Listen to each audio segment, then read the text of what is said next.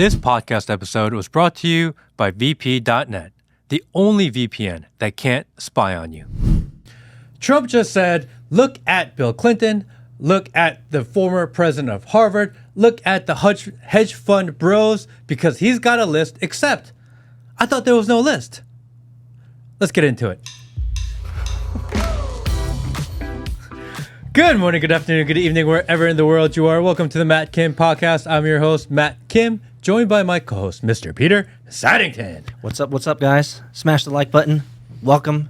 Check in, SARS. Everyone on the internet. It's the Matt Kim Podcast. Let's go. Check in, Saar. Check in, guys. Do you know what? I did Jake Shields' show. Yeah, I love that. I loved it. I watched it. I had my eyes glued to the screen, man. And I was trying to explain to him, check in, Saar. And the fact that this works and it's a good thing and it gets the audience and the comment section involved. He's like, man, I should do something like this. And he's like, wait, what is SAR? And I was like, I can't tell you. you either know or you don't know. Oh, you did him wrong, sir. You did him wrong, SAR. Because a lot of people I noticed in the comment section, they're always, what's SAR? What is SAR? What is SAR? Check in, SAR. Check in, SAR. You either are in the know or you're outside of the circle of loving. And every once in a while, someone will try to help somebody else out. So if you scroll the comments enough, you may run into what it is. I can't tell you because it makes it less fun. Yeah, it's kind of like Fight Club. You're not allowed to talk about it. Yeah, but some people do. So check the comment section. It may be in there. And make sure that you check in, SAR. And it's funny because I also did James O'Keefe's show. Yeah. And in the comment section, people are in there going, I'm checking in SAR. I'm like, this is awesome. That's when you know you have the army. The army is real, guys. The army is real. I love it. People are checking in SAR and other shows I go on, which is like the best, the most amazing thing ever. They're everywhere.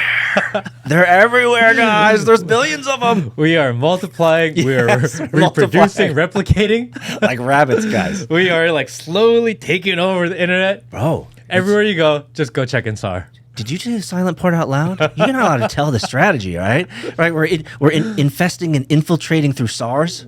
It's so hilarious, and sometimes I'll check out other people's comment sections when I'm in there, and to see it, it's awesome. Like, so, guys, thank you, really appreciate it. I mean, we made the meme. Seriously, we made the meme a real movement. It's a thing. It's a movement. It's a thing because, and you know, you just shared it, but I'll share the same exact thing. Like when I go to other videos and I see the check-in SAR. It's the best. You didn't get that anywhere else except the Matt Kim Podcast, bro.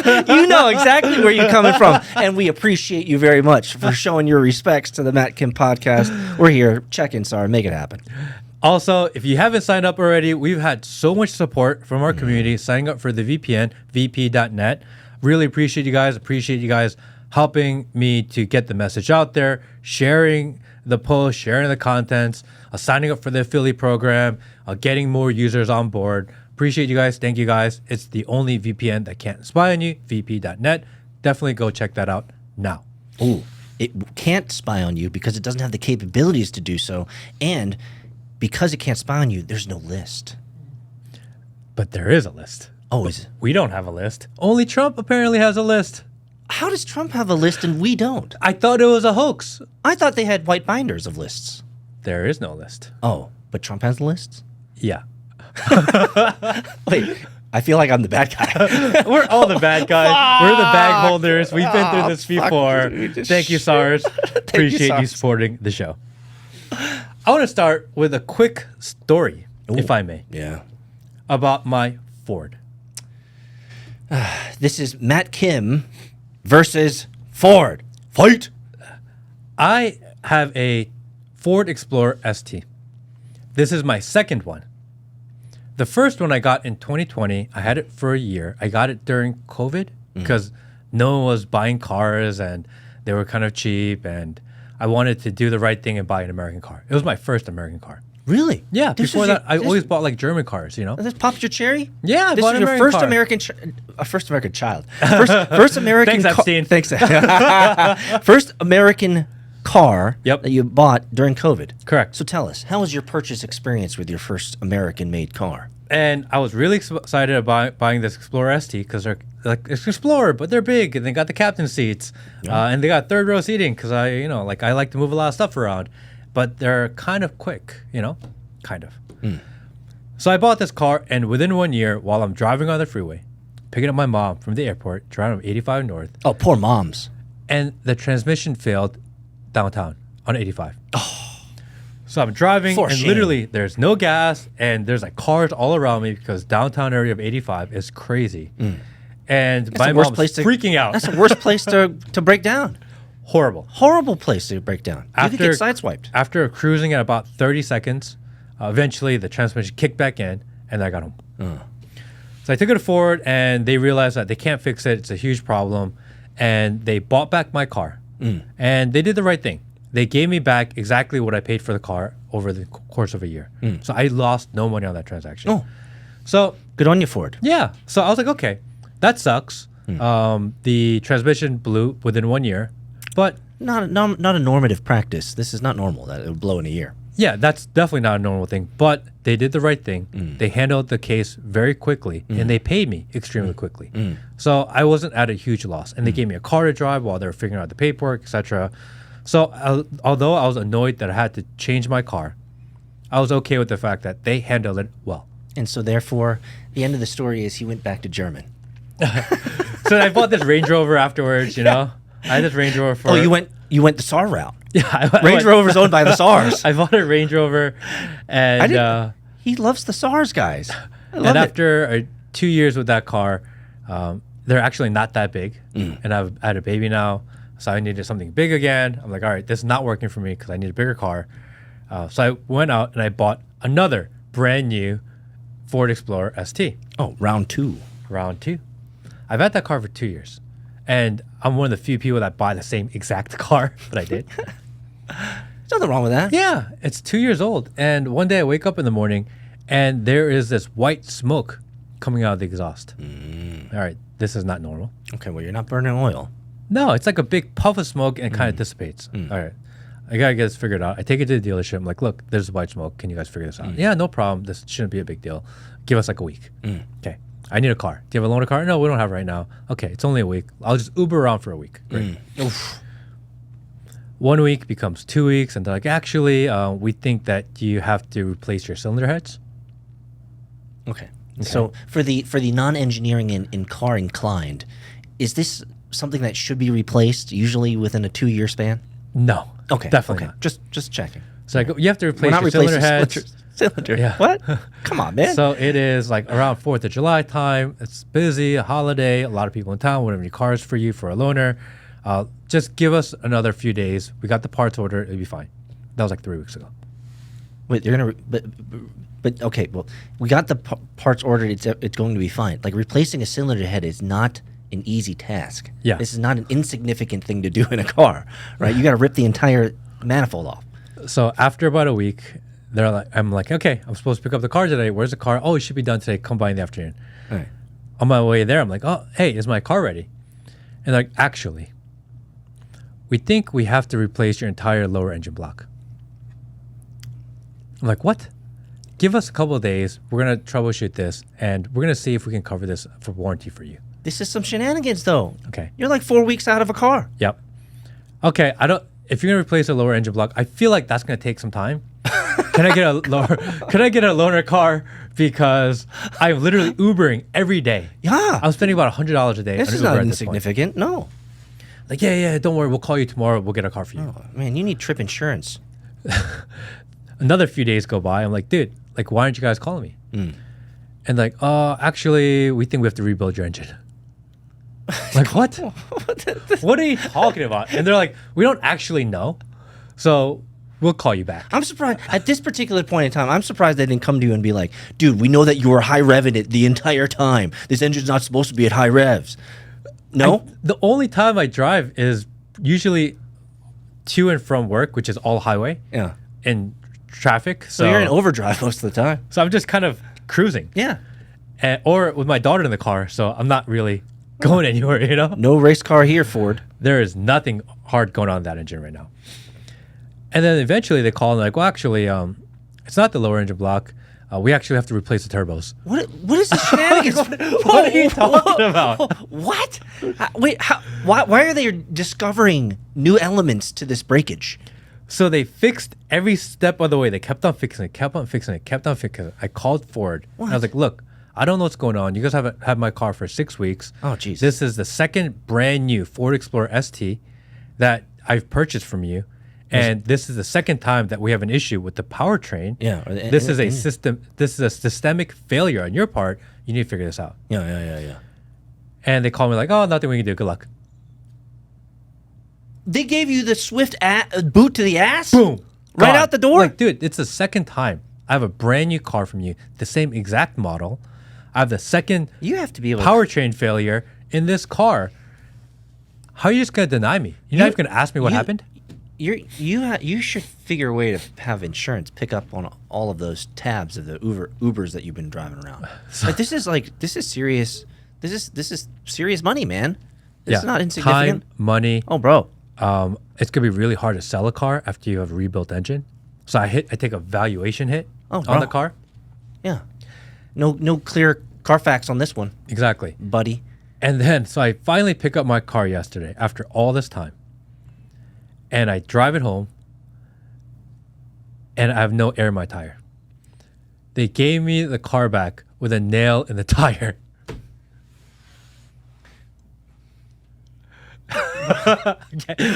I'm so over this car, by the way. Bro, I would be dropping this thing off on the side of the highway, man. I'd be so. What do the kids say these days? I'd be crashing out. I'd be crashing out of this biatch. So I take That's ridiculous. I take it to the local tire shop. I'm like, hey, can you patch this real quick?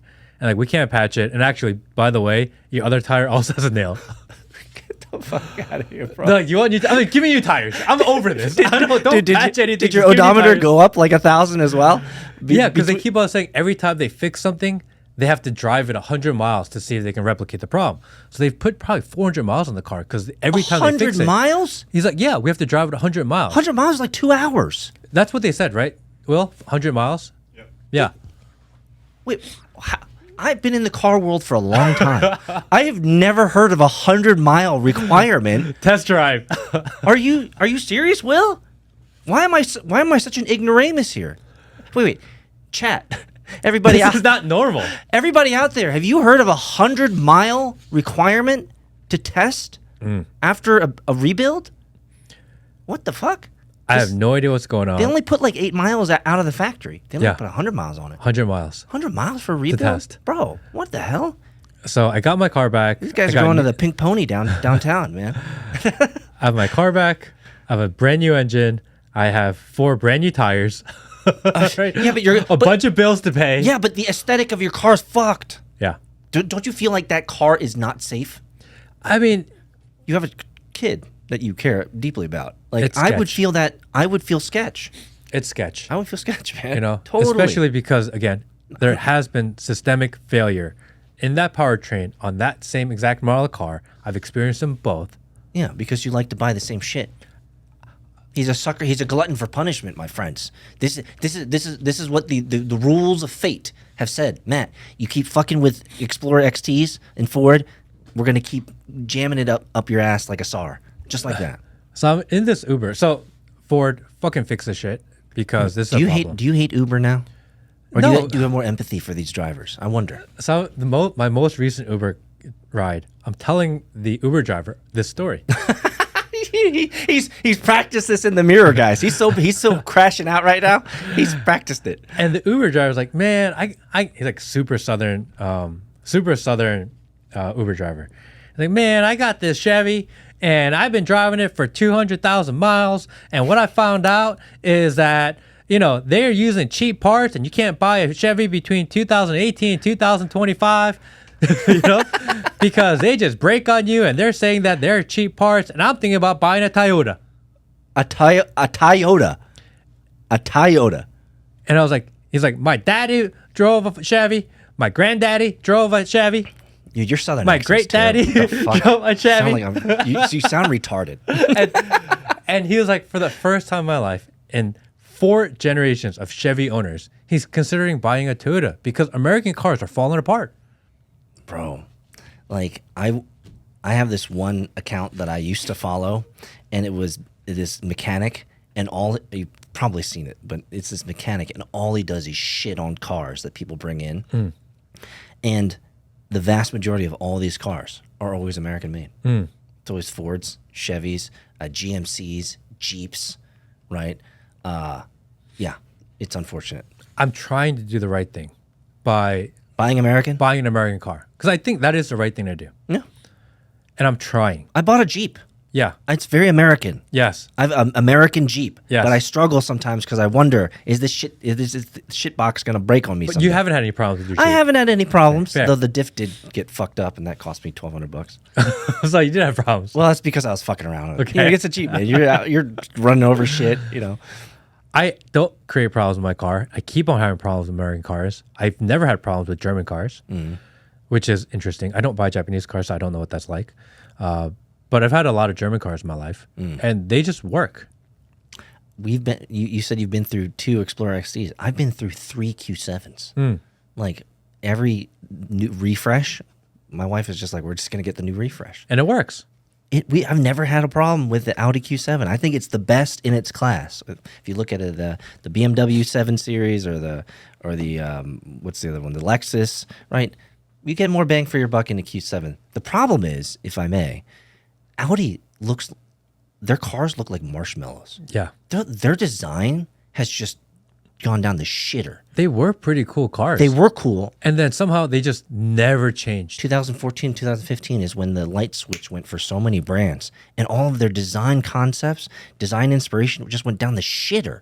Like, I can't look at an Audi anymore and think it looks good. None of them look good. There was a time where I thought like Audi and BMW and Benz, they were kind of starting to level off with each other because Audi was getting really competitive with them. Yeah.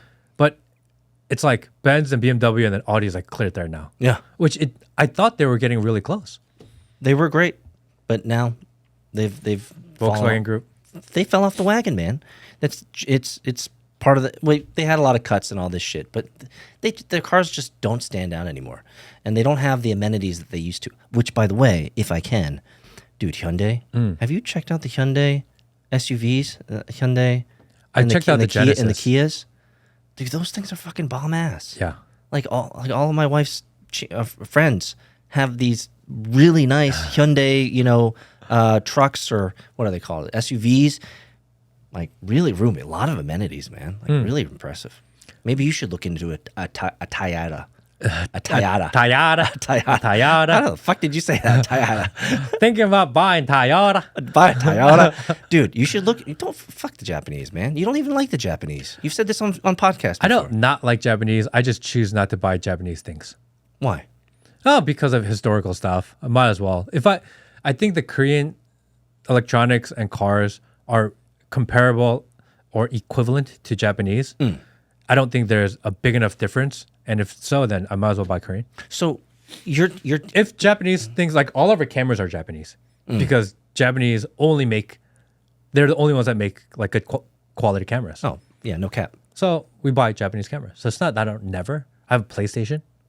You do? I have a PlayStation. Do you ever play it? I used to play a lot of Call of Duty. Oh, okay. Yeah. During COVID, I played a lot of Warzone. I can't look at Call of Duty ever the same. Why? After I watched that one film with that little girl in the video game Buster guy, I forget what that name was, and she made a joke about Call of Duty being like a Call of Duty?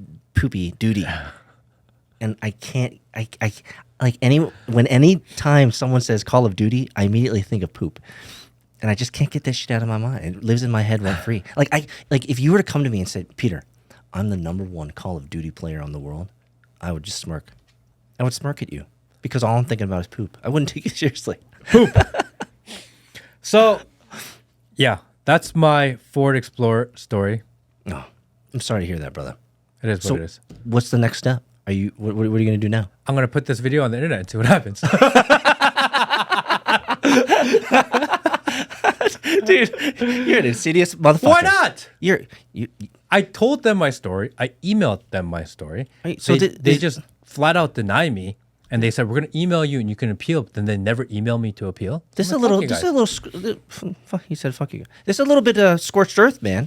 Well, I don't know. You want to let the world know? The real question, long story short, the question is, we keep on saying that we want to build things in America. The problem is that things that are being in America are subpar to a lot of things that we're importing. This is just a reality of the world that we live in. And I get it. People are like, no, build more in America. Build more. Yeah, I would love to. And for the record, that's why I buy American cars, because I'm trying to support that effort. But the reality is, it is not the same quality of the stuff that we import at times, certain products. When do we figure that out first before we're saying, let's just build everything in America? How about we make the things that we build in America good first? Because if we in America are making quality product, then people will be more incentivized to buy more American things. Therefore, you don't have to artificially manufacture made in America. People will make it in America because they make good stuff and people want to buy good stuff. You know, it's true. It's true. We, like, the Made in America moniker, if I were to harken back, like in the 80s, it actually kind of meant something. Even into the 90s, it kind of meant something. Yes. And I remember clearly that I actually cared about that. Yes. Even we were teenagers or whatever, right? But I actually cared about that. And I remember when Sony was on the come up in the mid 90s, right? When Sony was kind of infiltrating, and your homies at school be like, "Oh man, so I got a Sony disc player now," and you're like, "Oh fuck, man, mine's fucking this piece of shit American brand." Well, fuck, the one that's super slim Sony looks so cool. I remember when that transition began, and ever since then, Made in America just hasn't had the varnish it used to have. It's unfortunate. It is unfortunate. I hope we fix that. I think that the solution to this problem is not to force companies to make things in America, but rather the companies that are making things in America make better product, and Americans here support it, because that's how real economy works. Yeah, if but you make good product, people will buy it. But you know for a fact of how poorly businesses are run, right? I feel like you tweeted that out recently or something like that. All the time. Shifting. Did you hear that everything in the world is Obama's fault? Quick break to tell you about VP.net. VP.net is the only VPN that can't spy on you. Privacy actually is freedom. It's a tool that we built for you, the viewer, the watcher, the listener. It's something that we feel is really important, that's supposed to better society. So go to VP.net and sign up today. Oh. I didn't know he had the weight Including of your car? The weight of the world on his shoulders, Mr. Barack Hussein Obama. Because as soon as everyone's like, Epstein list, they're like, no, Obama. Oh. And they're like, oh, look at what's going on with Obama. We're like, what? Where the hell did this come from? You know what I mean? Like, can it be more obvious that you're trying to distract us from what we care about? Well, do you think do you think they're betting on the fact that Obama is so hated or disliked in the mass consciousness that it actually has enough stickiness to stick? Well, I think they just think we're stupid. Oh, right? That's probably it. Yeah, unfortunately. Because they said there's no Epstein list. It's a hoax. If you're going to support this Epstein idea, don't support me anymore. That was a Trump tweet. That was not a good look, man, in my opinion. But people would double down, triple down, would not let this go. Yeah, people won't let it go. So out of nowhere, they're like, oh, actually, Obama was spying on us. Like, what? I said this on Elijah's show, but what I said was, I am willing to go down this Obama spying on the campaign, spying on the president road with you. Because I do think he did that, and I think that's a problem. I'm willing to go down that path with you after you fix this. Ooh.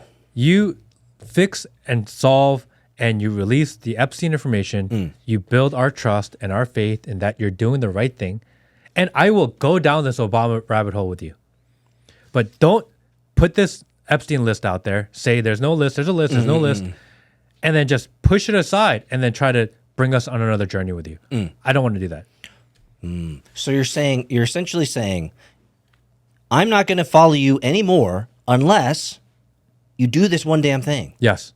Ooh. Is that fair?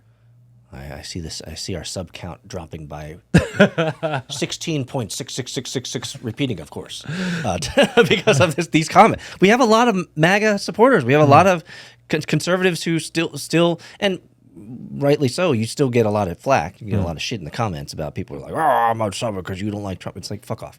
Like we talk about everything. Yes. And if you're too blind to see, which you brought up in the last podcast, we can't save you. We can't save you. But do you think that's too hard of a line though? Do you think there's any compromise or any leniency there? It's like, I mean, if we try to put, we've had a lot of time to think about this. You've been on Jake Shields. You've been on multiple other podcasts. Like, you've had a lot of great conversations, kind of expounding on these ideas of Epstein, and you've gotten their perspectives and their ideas. And so we've had a lot of time to ruminate about this. And so let me ask you this question: why do you think, based on all of the inbound, all the feedback that you've been getting from all these people that you've been talking to, why do you think, has your mind been changed? Why do you think that Trump, at the base of the base, why will he not release it? What do you think is that linchpin thing? What is it, Matt? You've had so many conversations. I mean, why won't he do it? It's one of two things. It's either A, his name is just mentioned in those files too many times. Even if it's not incriminating, there's just too many mentions of his name, which is enough to get the other side running with it. Yeah, it's like the law of large numbers. Yeah, and he can't let that out there. You can't ignore it. Guilty by association is what they're worried about. Too much prevalence of the name. That would be A. B they're just protecting their own. Really? I mean, what else is there? Really? Is there a third option? Well, the third option could be that he's not only on the list, but there's evidence that he did the diddlers. Like, people in MAGA, people in Maha, people in the Trump camp cannot conceive of a potential reality where Trump is just as soaked in illegitimacy and soaked in terrible things that he's done with his hands and his minds and his eyes. I think it'd be hard for a hardcore Trump, orange man, good all the things, to really think that that's a conceivable notion or that's a conceivable outcome. And I feel like, of course, I don't know anything, but I feel like if there's enough of his naming in the list, in the documentation, then is there not a chance that he's done exactly the evil things that all these, could it be said, let me break some hearts here. Could there be the potential, Matt, that he's just as bad as Clinton? Because we know she eats. Well, she or he, which one? Both of them. They both eat They both eat gummies. They both do all the bad things. I think that if there was one smoking gun in all those files that implicate Trump, I think they could have easily removed that one thing. I think it has to be a frequency of name because, again, if there was kind of one thing in there, then it's easy for them to kind of remove it. It's just the name is there so many times that it's too obvious that it's been removed. Have you noticed, because you've talked to a lot of people and you've listened to a lot of color commentary, nobody actually really brings up my third option. Like, think about it. Like, it's always in kind of the one or two camps that you brought up. Yeah. No one ever really wants to go there. But come on, do not be a sheep. Do not be deceived. The man has rubbed shoulders with men and women of industry, sinister men and women of industry, sinister people in the financial realm, in the intelligence realm, et cetera, for decades, brother. And come on, the 80s were a different time. Yeah. The 90s were a different time. It was different. It was actually a lot of things that they alleged to have done. It was actually kind of normalized then. That's where I was going. Because the 80s and 90s, for sure, was a different time where old boy clubs, old boy networks, ha-ha, hee-ha, oh, we did that thing. No, NBD, no big deal. But, brother, I mean, Trump is just a man, flesh like you and I. And you and I, thankfully, praise Jesus, you and I have not been in those positions to be tempted as such. Right? Can we not thank the stars that we have not been in those positions? I thank God for it. But I'll tell you, a man of his stature, with his amount of money and his amount of influence, he's just flesh and blood. And so I'm not using a flesh and blood argument here, but for decades, the man has rubbed shoulders with people who are not of the greatest character. And for us to even assume that the third option is not part of the equation, I think is naive at best. It's ignorant at worst to think about it. Then, for argument's sake, or as a thought experiment, what if he's guilty? What would that implicate, and what would that do to the country? I think that is why they're hiding it. Because it would be pure chaos. It's earth-shattering. The White Knight has fallen. I don't even know how the country recovers if that were ever to be found to be true. And if the repercussion of that is so large and so big and so damaging to the country, not only domestically but internationally, then if your goal as the government is to protect yourself, then of course you would do everything you humanly can to cover it up. Self-preservation. You have to live on. Yeah. So you're saying the ends justify the means. I'm You're saying for the greater good. No. I am very much the way you do it matters. Yes, fair enough. Right. You are a principled man. I am understanding that this may be their goal, like you suggest. I just think it naive to not think that that third option is a real deal. Like, and I'm not spilling any tea here, and I am nobody important, but I have spent time in financial centers with men and women who are far beyond me in success, wealth, notoriety, fame, influence, and power.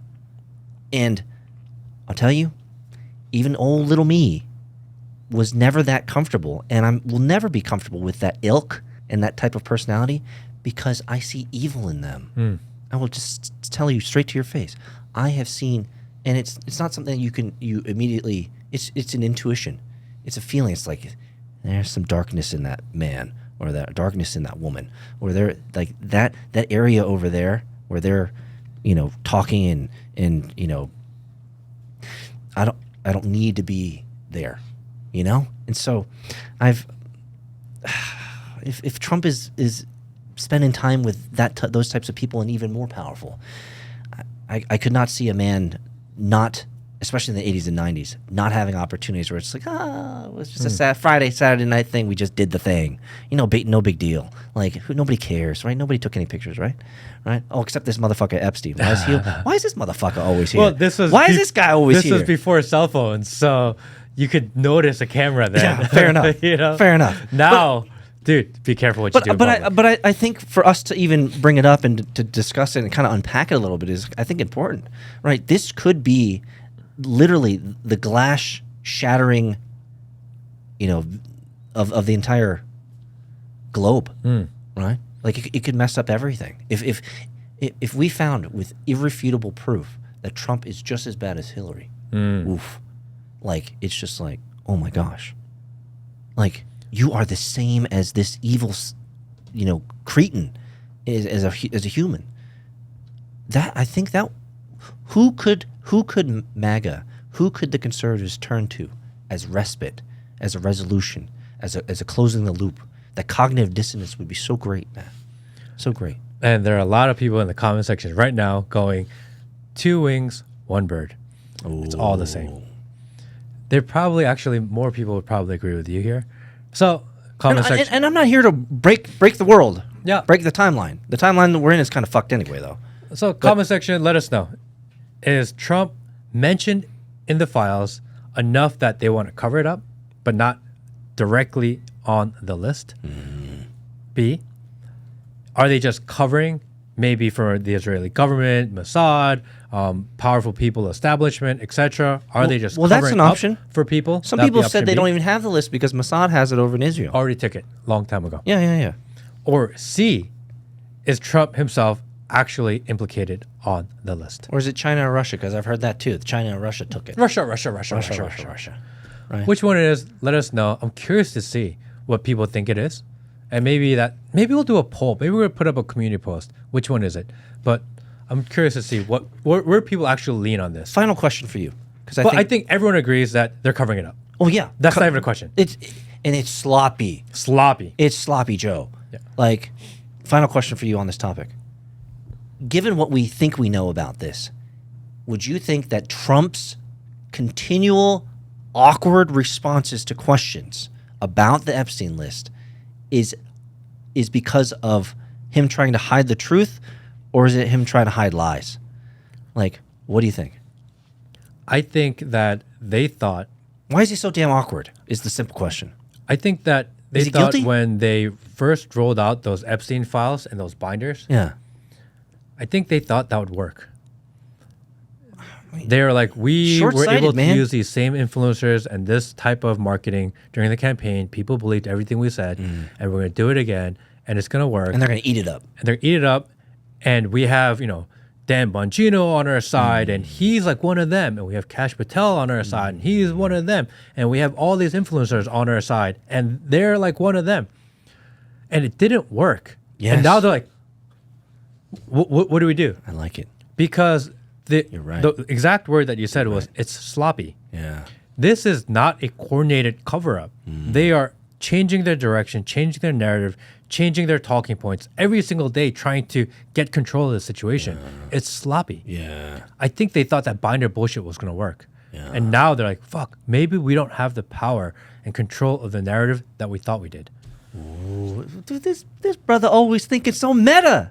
I love it. I love the way that you communicated this, Matt. They thought it was going to work. I think they thought it was going to work. They were so short-sighted about the power of the internets.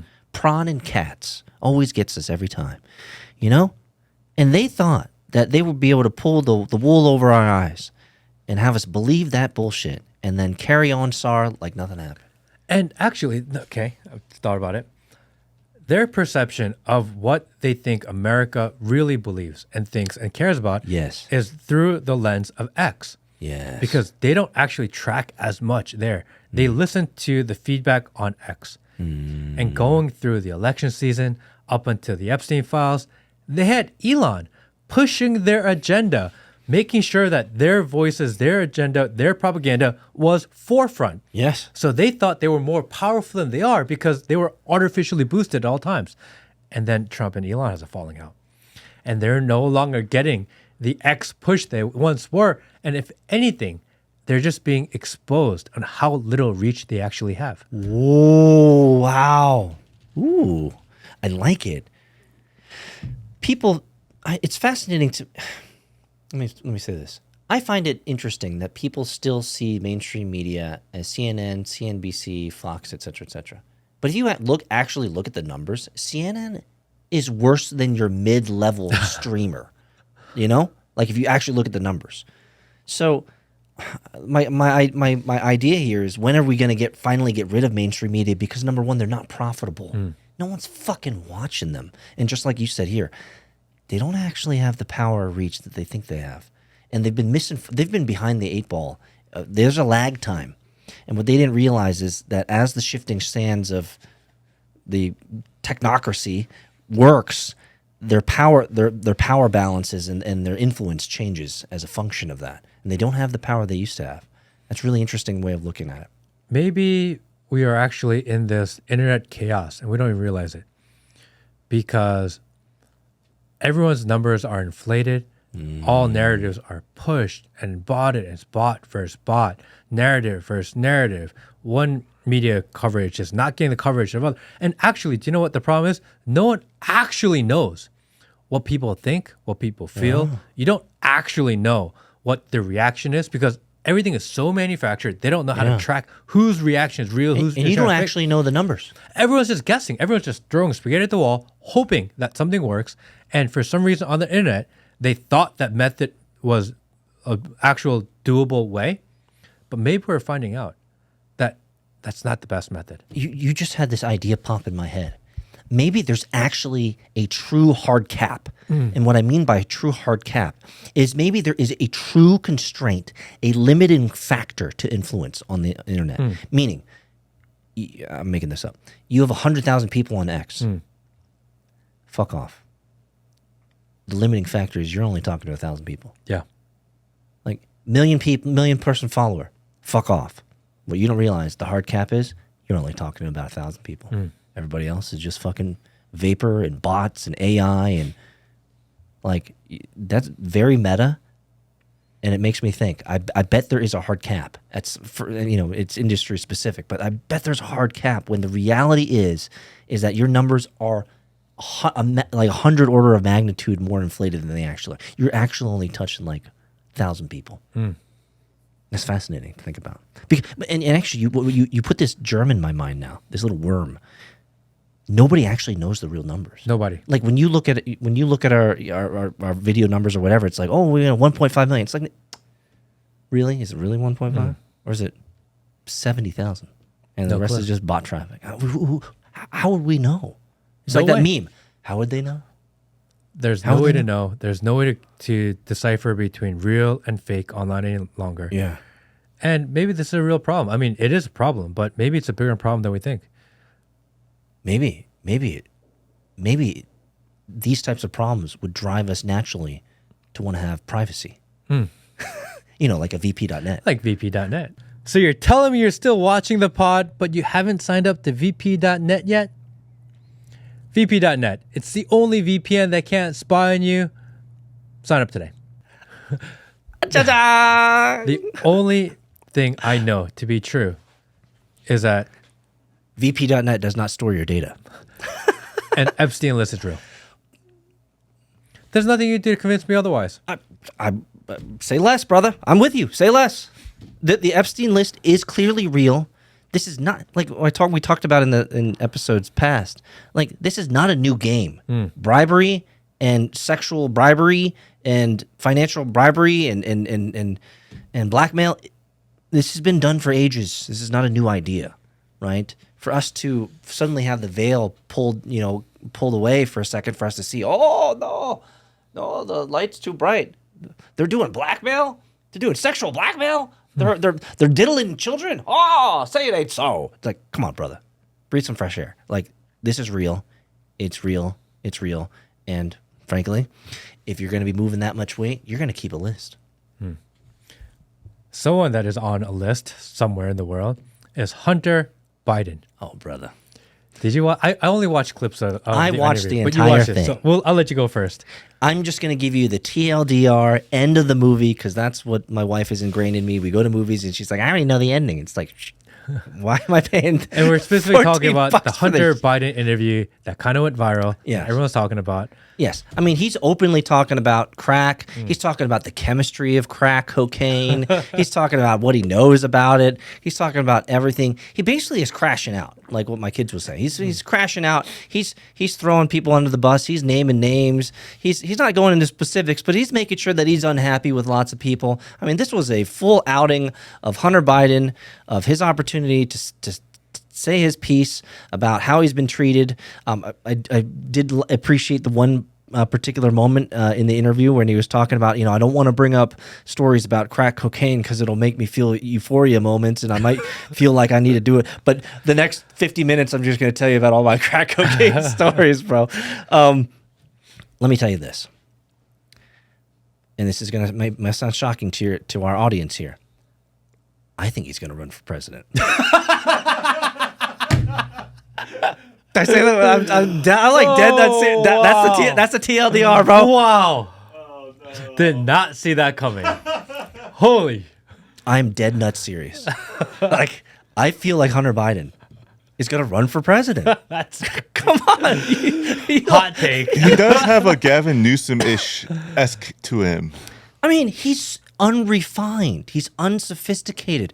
But now that kind of the mask has gone off, and his father's finally out of the picture, kind of, he's able to roam around the cabin, speak a little bit more freely about things. And you said this to me off mic, so I'm going to repeat what you said to me, which I was going to say it, but you said it.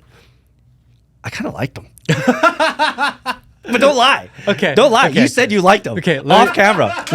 You heard it, Will. What a snitch. let me preface. What a narc. What a narc. This motherfucker. What a narc, bro. I didn't watch the whole thing, but I watched several clips. And the feeling I got watching him speak especially when he was talking about his business dealings in Ukraine. He's like, of course they know I'm the president's son, and of course they offer me money, and of course I took the money. What's the big deal? That's what I'm saying. The gloves are off. And I'm watching him, and I'm listening to him going, this guy is a free man. I've never seen him speak so freely. He had like this weight off his shoulders, like, so what? Yeah, I did it. Yeah, come at me, bro. And what I did was, maybe you don't agree. It's not that illegal. It's not the worst thing in the world. And I'll own it. I did it. So what?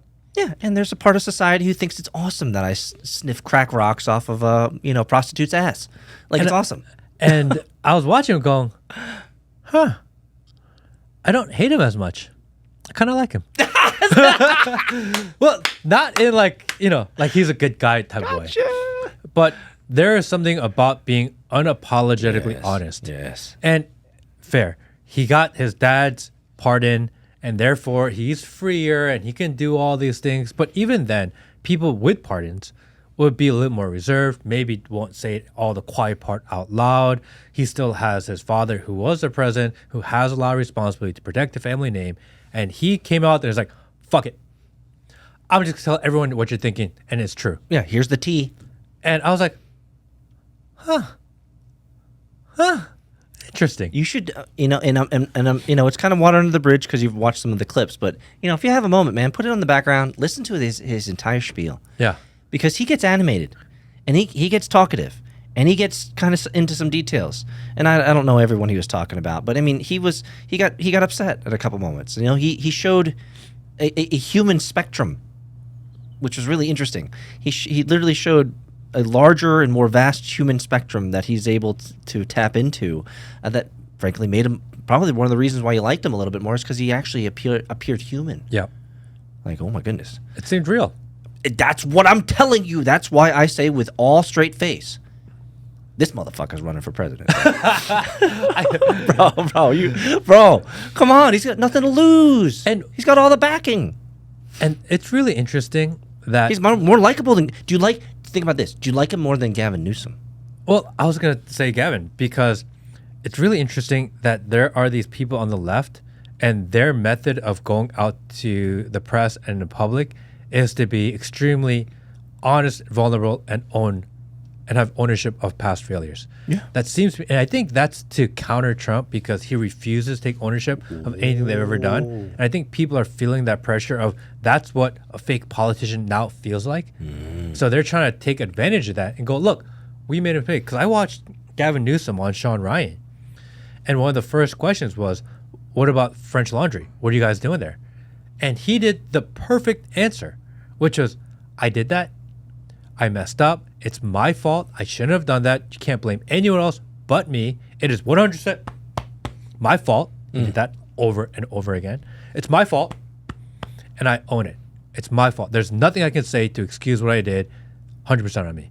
And that's the right answer. That's actually the only answer. It is the only answer. But you've never heard Trump do that.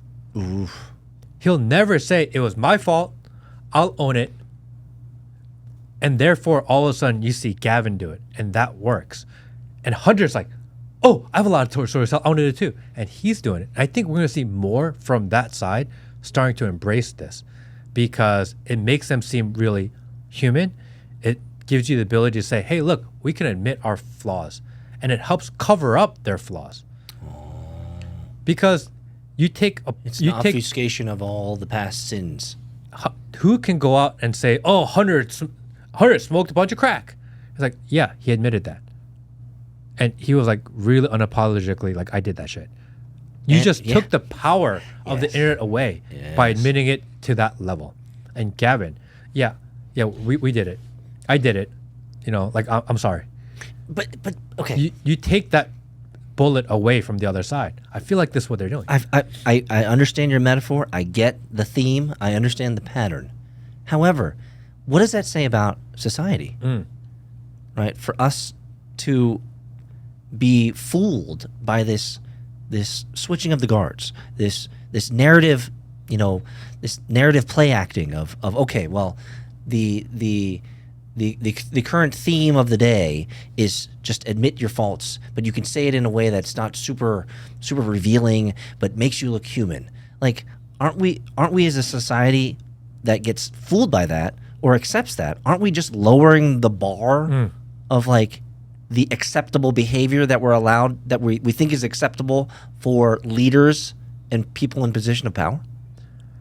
I mean, and I said, with a straight face. So remember, I dead nut serious think he's going to run for president. I think Gavin Newsom's going to run for president. I think his campaign has already started. You think so? I think, yeah. I mean, he's been doing these podcasts, been on these shows. He only needs to win like 2 or 3 states actually to win, because the Democrat states are going to vote for him no matter what. Yeah. So he's only trying to get 2 or 3 swing states, and if he gets those, he wins. So that's why he's doing all these kind of like middle. I mean, he did Sean Ryan's show. He did a podcast with Charlie Kirk.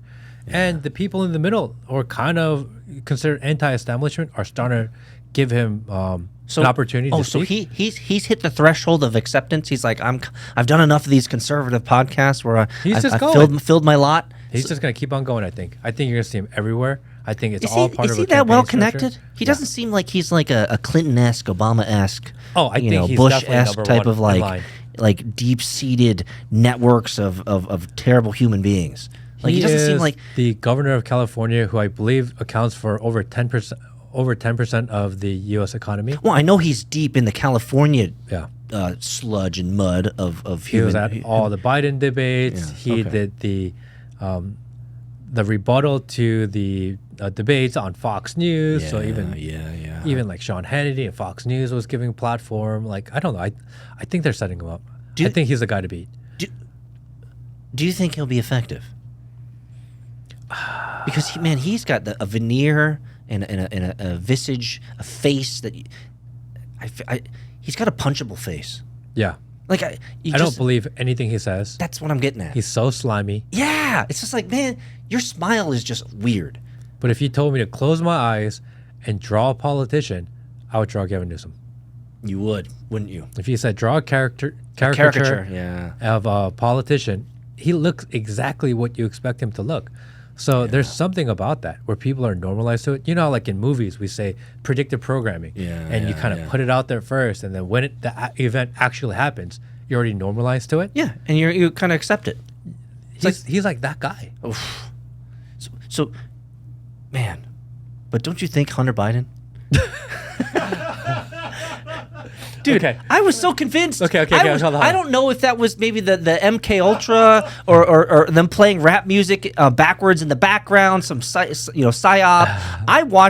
I told you most of the stuff I've watched in the background. I actually watched this. Like I was like, I can't believe he's saying this shit.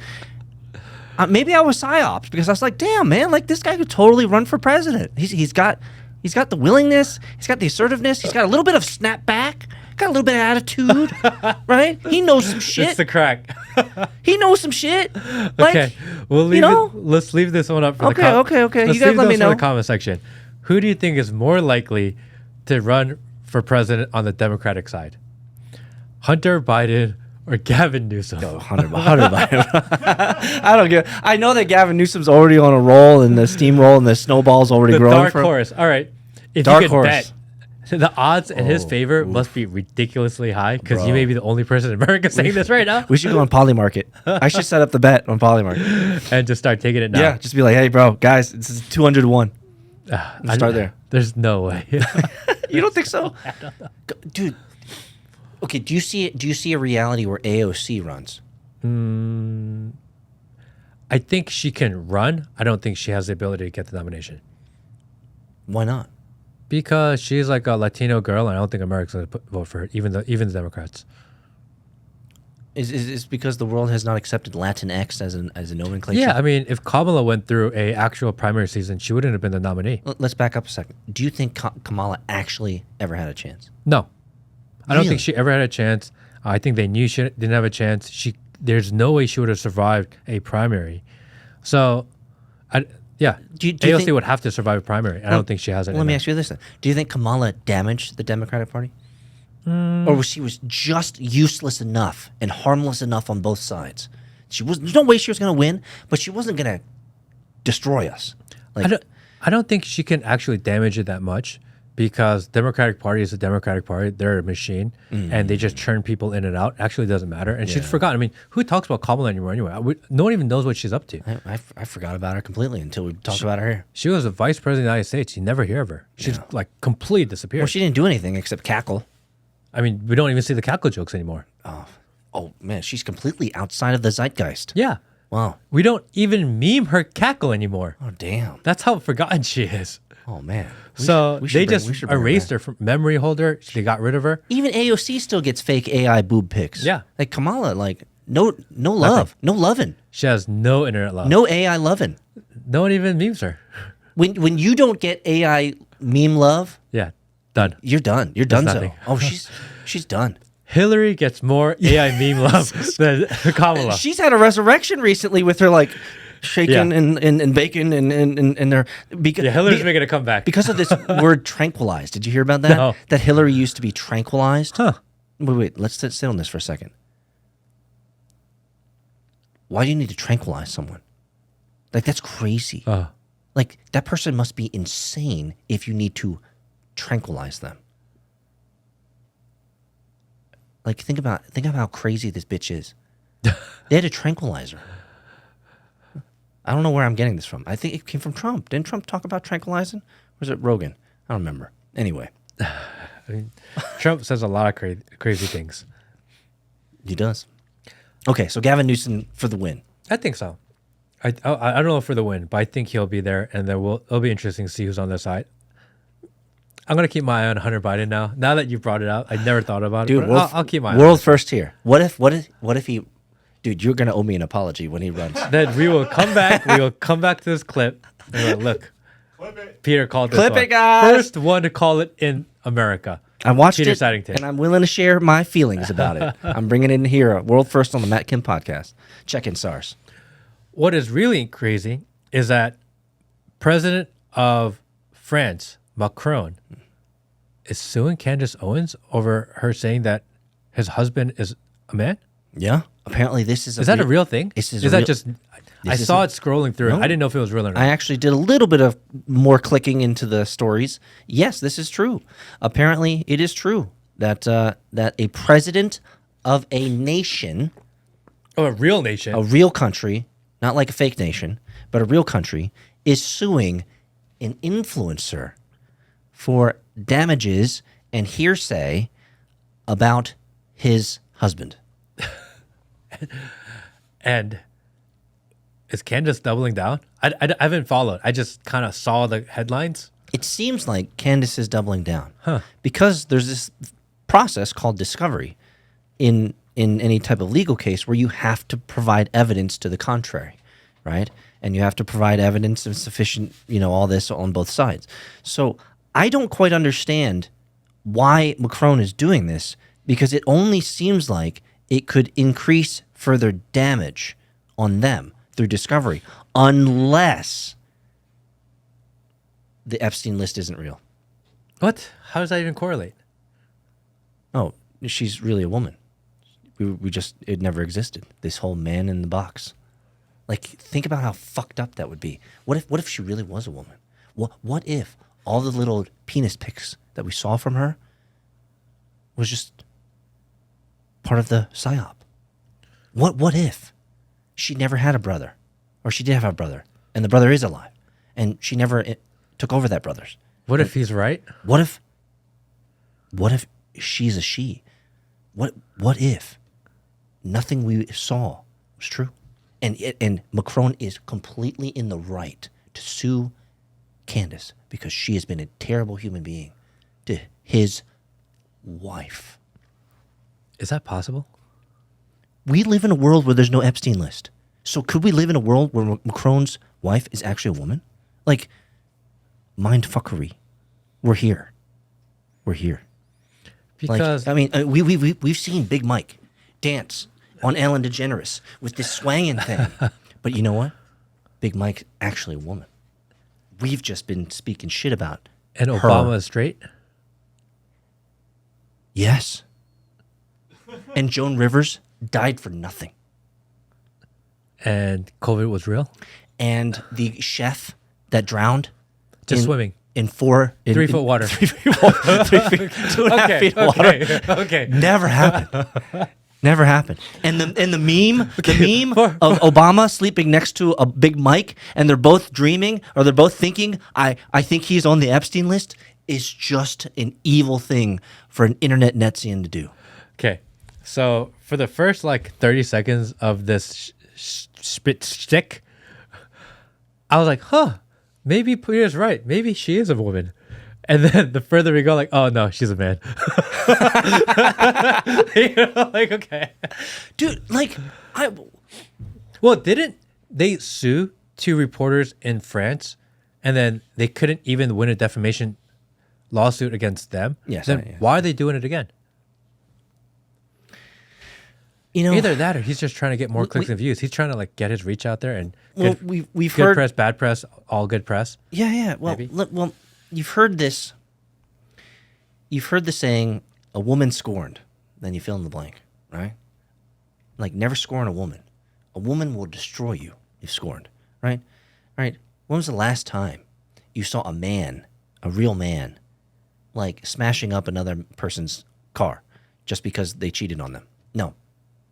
The internet's full of women who have been scorned by the man, and they key and destroy the car with a video watching them, right? Like, Macron's wife could be so scorned, her ego so damaged, her pride so destroyed, that this insignificant little flea of a person on the internet would say such damaging things that fuck the reality that maybe Macron's wife or husband is really a husband or really a man, but their ego is so large that they can't let it go. What state is she getting sued in? Do you know, Will? Can you look that up real quick? What state are they getting sued in? Where's Candace live? Doesn't she live in like... She lives in Tennessee, Tennessee? But she may not... I mean, it's an international thing, so she may not be getting sued there. Like suing in Tennessee and suing in something like New York or California would be different. Let's cover the truth. The truth is, yes, there were some journalists who they sued, and that case was dropped essentially because it's like, bro, you can't sue them. There's not enough evidence or blah blah blah. If you're in power, Matt, you actually don't care what the plebes and the peons think. You don't actually care if the truth actually gets out there, right? You don't actually care that everyone in the world truly believes there's an Epstein list. You actually don't care that you and I, in all of our frustration, believe that there's an Epstein. They don't care. What they care about. Delaware? Ooh. Interesting. I don't know what that means. They don't. The elites don't care. So Macron is an elite. They don't care if it's like, dude, we're gonna lose this battle, but at least we can tell all of our homies we fought it. But okay. Candace Owens says that Brigitte Macron is a man. And she says she's going down with the ship. Her husband, the president of France, is suing Candace Owens, or they're both suing Candace Owens. Yes. Okay, for defamation. Yeah.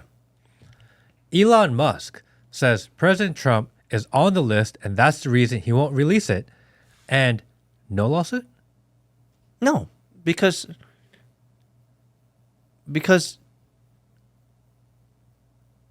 yeah, Elon is not saying that Trump's wife is a man. Oh, is that different? We have nowhere to go with this. I think that's interesting, No, it's 2 completely different categories of scorning. If I was on an Epstein list, you could look at me and say, "Man, you're terrible, Peter. You're a terrible person. You did the diddler stuff, and you're on the list." It's like, yes, I made a poor decision in diddling, but for you to call my husband the wrong thing, or my wife the wrong thing, and now it's a bridge too far. It's a step too far, Matt. Like, I can excuse you giving me shit about being on Epstein leads, a moment of poor decision making, but this is my beloved husband. Don't fuck with me there. So I think it's 2 different categories, and I think Macron is taking it serious and saying, you have caused me consternation, you have caused me troubles, you've caused me suffering, defamation. You've hurt, you upset my wife in such a means that she punched me on national television. How dare you, Saar? Exactly. How dare you, French, pull off my white glove? Slap. Saar. Exactly. Just like that. It could be a pride ego thing is what I'm saying. All that context is just a pride ego thing, I think. And again, they actually don't care if you and I find out the truth. Hey, Will, can you look it up? Did France just say that they're going to recognize the state of Palestine? What? Which would be interesting because that's going the other direction too. It's so many curveballs in the news because they're going after Candace and like we support Israel and all this. All of a sudden, I believe I just read that headline that France is going to recognize the state of Palestine, which is +1? the opposite of what you would think. Yeah, like positive France? Like what? True story? True story? Wow. Yeah. So now what's going on? What are they doing? It's interesting, isn't it? Because That's not right. yeah, because Macron comes here, we see all this bad footage of Macron, and then all of a sudden he's going over Candace, like, what the hell is going on? And then they're like, wait, but then they're also recognizing Palestine. Like, what are they doing? There's no unifying thing. Because if Macron is truly married They're just going rogue right to now. a transvestite, then he actually wants to support Israel. But they're going the other way. Either that or people are starting to see the tea leaves, and they're like, oh, shit, like, we need to write our history. I don't know. Are the white nationalists winning? I don't know, man. You just talked to a white nationalist. Yeah, I mean, look, I thought for sure that once the story breaks and they're like, oh yeah, it's Israel, it's real. That would be like the overall theme of this story because they're going after Candace and Candace has been very harsh. But then you find out him going the other way and you're like, huh, I don't get it. They can't do that because France's handlers are all on the opposite side of that. But yet there they are. I'm confounded. I am too. This is not an easy one.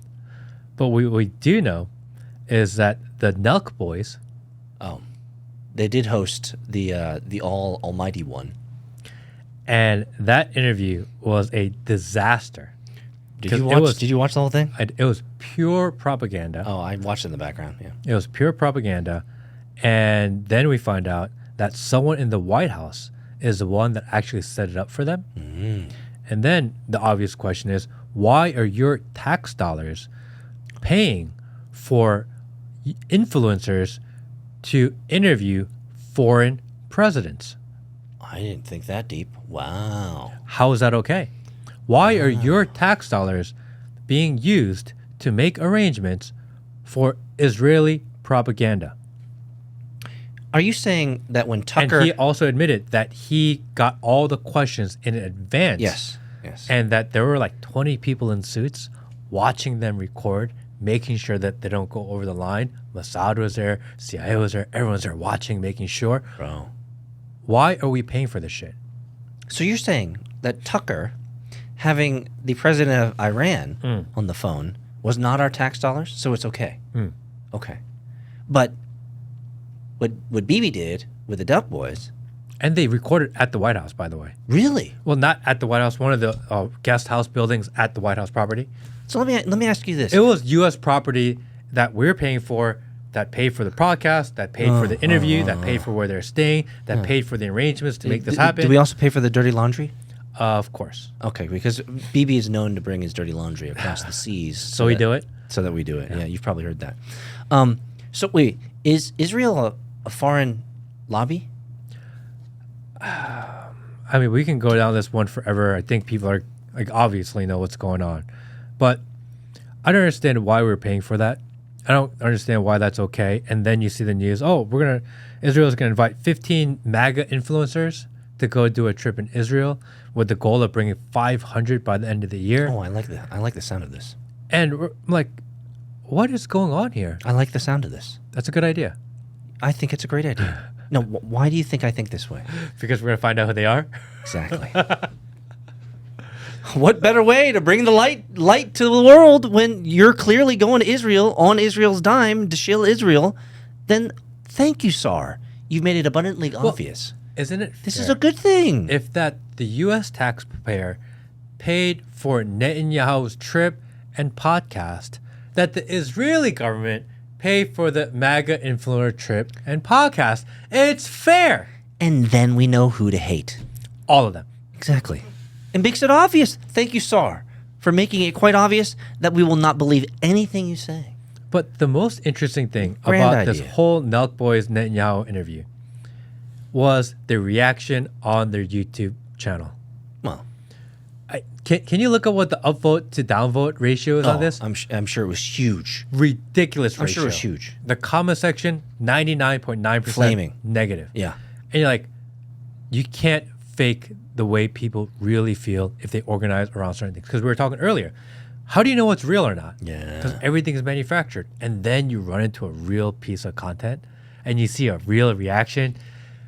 And you're like, oh, thank God. At least there's a little bit of hope there. Well, I think so. Let me extract myself out of this context here of these podcasters interviewing BB, and it was all scripted and all controlled, et cetera, et cetera. Like it was a show. Period. Full stop. It was a show, a well-produced show, or not. Actually, it wasn't actually that well-produced. It was a government taxpayer-produced show. But let's extract ourselves one level. I like this. Even more than the fact that it's obvious who we're going to know who's been paid off and all that stuff. One level higher. I like this. Why?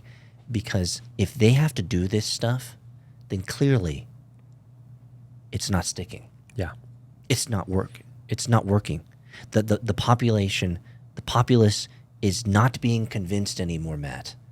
And I think that's a good thing, because the more that they throw money at influencers and at advertisements and sponsors and good juju and all of this fakery stuff that they do is so not only tacky, but it's almost cringe, right?